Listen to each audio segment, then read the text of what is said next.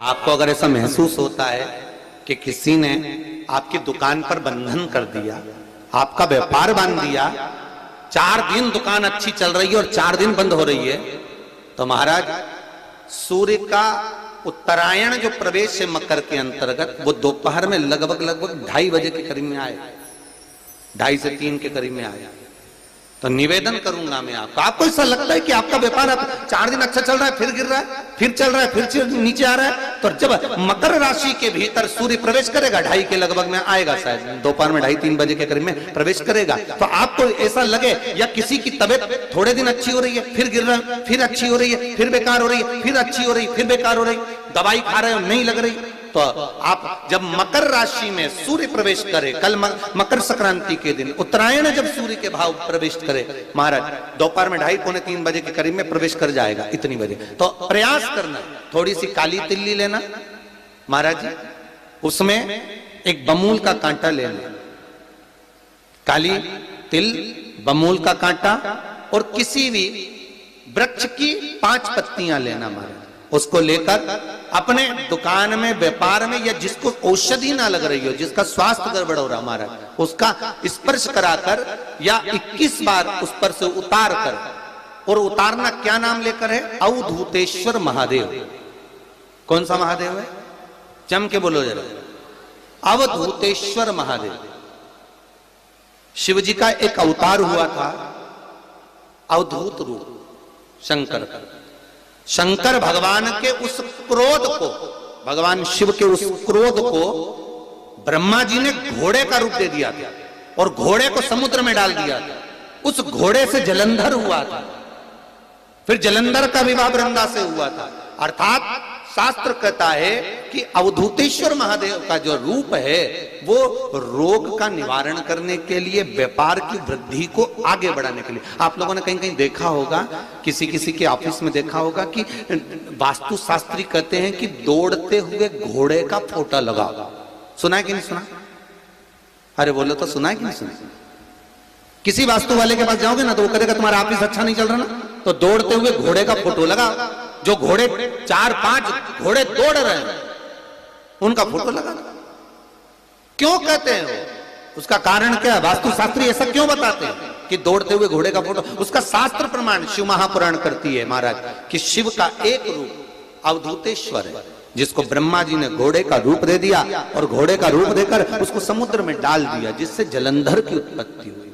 तो अगर मान लो, अगर प्रॉब्लम चल रही है, व्यापार में दिक्कत आ रही है, व्यवसाय में तकलीफ आ रही है, या किसी ना किसी रूप में कोई ना कोई कष्ट आपको लग रहा है, तो अवधूतेश्वर महादेव का नाम लेकर काली तिल्ली, वृक्ष की पत्ती और एक बमूल का कांटा लेकर, और आप दुकान में से उतार लो, चाहे शरीर पर से उतार लो, उसको ले जाकर किसी भी चौराहे पर उसको पटक दीजिए।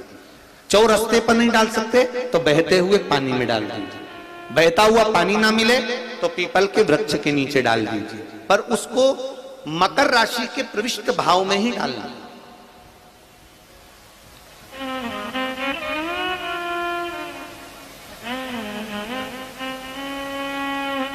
प्रविष्ट भाव। हमारे हिंदू धर्म में जितने भी त्योहार आते हैं ना, ये त्योहार कोई साधारण नहीं होते। हमारे हिंदू धर्म में जितने भी त्योहार हैं ये कुछ ना कुछ हमें सुख का भान कराते हैं। एक भी त्योहार ऐसा नहीं है हिंदू धर्म का जो कि खाली जाए, बस हम उससे दूर रहते हैं, हमें आता नहीं है, बस एक साधारण भाव में हमने त्योहार मना लिया, पर उसका महत्व हम समझें, उसको जाने कि उसकी महत्वता क्या।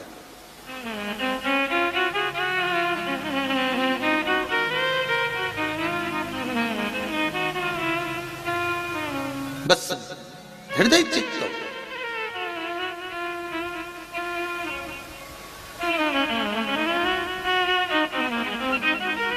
कोई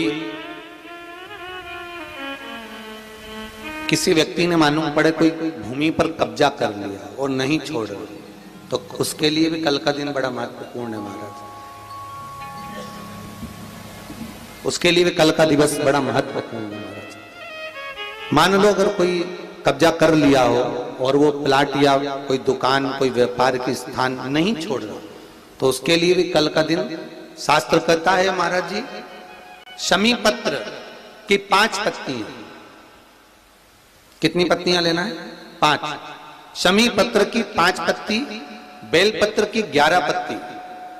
मकर राशि में प्रवेश करते समय सूर्य का स्मरण करते हुए सूर्य पे से 7 बार घुमाकर भगवान शिव का नाम मंत्र लेते हुए, जो शिव महापुराण का मूल मंत्र है, श्री, बोलिए जम के, श्री शिवाय नमस्तुभ्यम, शिव महापुराण के मूल मंत्र का स्मरण कर कर सूर्य पर से घुमाकर शंकर भगवान के शिवलिंग पर जो समर्पित कर देता है और चढ़ी हुई एक बेलपत्र शमी पत्र उस स्थान पर डाल देता है जो कब्जा नहीं छोड़ रहा, महाराज 6 महीने के अंदर वो कब्जा छोड़कर भागता नजर आता।